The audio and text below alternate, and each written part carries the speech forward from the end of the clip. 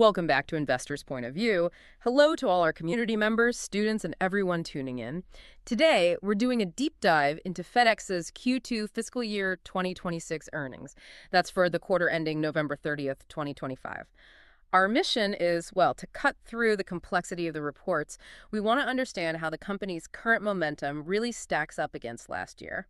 And the headline, it's certainly a strong one. FedEx reported robust second quarter earnings. And, maybe most importantly for you listening, they raised their full-year outlook for fiscal 2026. Management is really signaling some significant forward momentum even while they admit it's a, quote, highly challenging external environment.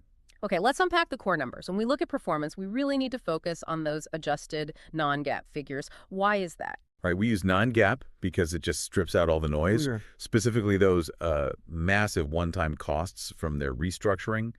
It just gives us a true picture of the underlying operational health. And when you look at those numbers, revenue increased a solid 7% year over year. It went from about $22 billion to $23.5 billion. And that operational health seems to have gone straight to the bottom line. Adjusted diluted earnings per share, it jumped from 405 last year to 482 this year. That's a huge amount of growth. But, where is it coming from? If your volume is increasing that much, doesn't that usually pressure your pricing power? That's, the most fascinating part of this report. The improvement was really driven by two things. First, they saw real strength in U.S. domestic package volume, particularly U.S. deferred volume, which was up a staggering 16%. 16%? Wow, so that's not just more packages, that's them winning market share. Exactly. They're winning in that critical e-commerce space, often against some major rivals.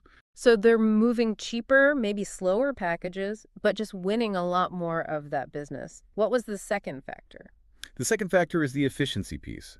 They managed to pair that volume jump with higher yields, so better pricing on their other domestic and international priority packages.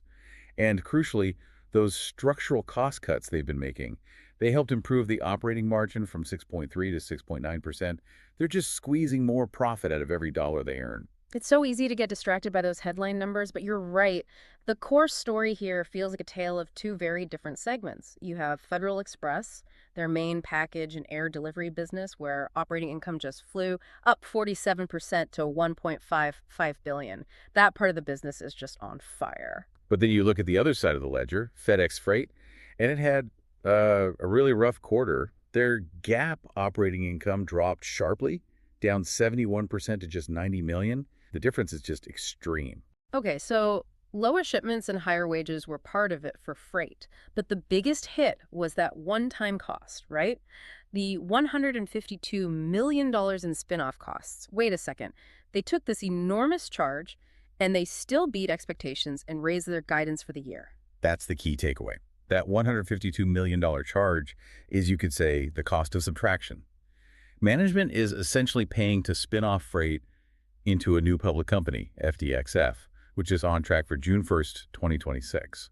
It's short-term pain to get rid of a low-margin distraction so they can focus all their capital on that high-growth package business. That strategic clarity must be what's driving their confidence then. Despite those heavy charges, they still revised their full-year expectations upwards.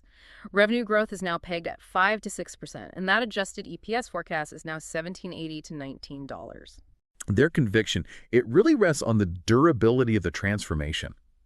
They're reaffirming their forecast for $1 billion in permanent cost reductions for the full year. That's a huge piece of information.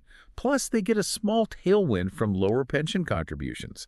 They're now expecting about $275 million instead of the previous forecast of up to $400 million. So what does this all mean for you? Well, despite a really challenging environment and taking on these heavy one-time costs to shed the freight business, the core delivery operation is firing on all cylinders. It's showing strong volume recovery, fantastic pricing power, and sustained efficiency improvements, which is why management feels confident enough to boost expectations. What aspect of FedEx's performance, the Federal Express growth, or the FedEx Freight spinoff, do you think will have the biggest impact on the stock next year? Rate your opinions in the comment section below. Thanks for being here. For more financial points of view, you're more than welcome to subscribe to our channel and give it a thumbs up. See you on the next one.